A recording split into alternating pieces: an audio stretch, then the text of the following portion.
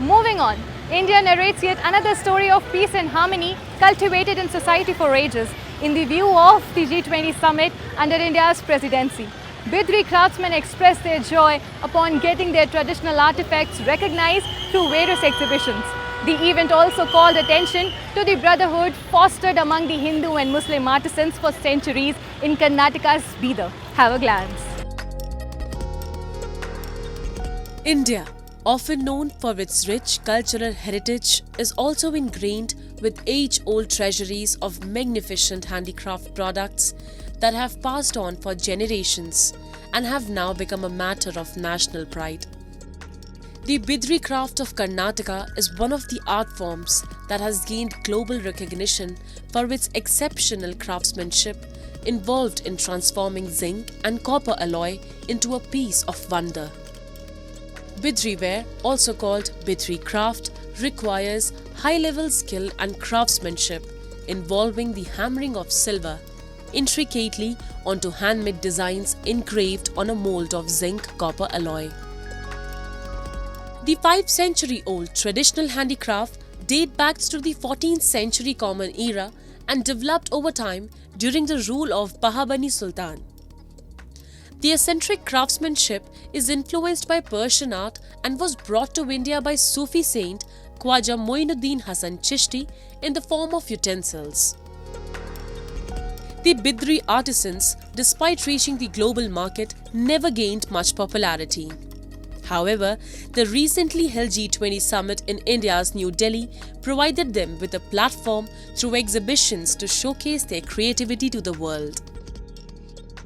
The occasion also brought into light a story about how Hindu and Muslim artisans are working together in harmony to preserve their cultural heritage and national pride.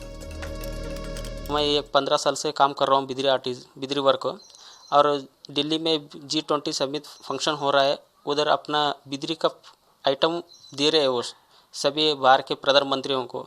वो देने से हम सभी artesian को बहुत खुशी हो रहा है और प्राउड फील हो रहा है। For generations, the artisans have worked together without discrimination, understanding each other's sentiments and meeting demands on time, all in an effort to glorify their age-old tradition. Bidriware items are typically depictions of Islamic calligraphy and are used for decorative items like boxes, trays, utensils and jewelry. जो craft है ये zinc और copper का alloy होता है। पहले इसको sand casting कर लेते हैं। सैंड कास्टिंग कर लेने के बाद फाइल से इसको स्मूथ कर लेते हैं। फिर उसके बाद स्टील चीज़ल से इमेजिनरी डिज़ाइन डाल लेते हैं।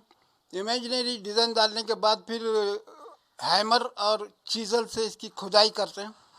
फिर उसके बाद चीज़ल और हैमर से सिल्वर इनले करते हैं। इसके बाद फिर स्मूथ फाइल से इसको स्मूथ करते हैं। सैंड पेपर रगड़ते हैं। फिर बफिंग करने के बाद ये आइटम बिल्कुल वाइट हो जाता है, स्टेनलेस स्टील जैसा।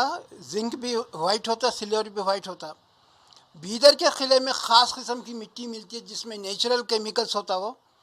वो मिट्टी के 6 भाग, एक भाग अमोनियम क्लोराइड का लेके इसका सॉल्यूशन बना के बॉईल करते हैं। बॉईल करने से ये आइटम उसमें डालने से जिंक पोर्शन ब्लैक हो जाता है, सिल्वर वैसी वाइट रहता है। फिर इसको नारियल तेल लगा के चमका देते हैं। इसी को बिजली वर्क बोलते हैं। This is merely one such example of the Ganga Jamuni Tehzeeb of our incredible India, where two different religious and cultural identities work together in nurturing a sense of brotherhood and harmony among them. India is a white canvas where colors of different religions, cultures and traditions have distinctively marked their presence, but all in union and harmony with each other.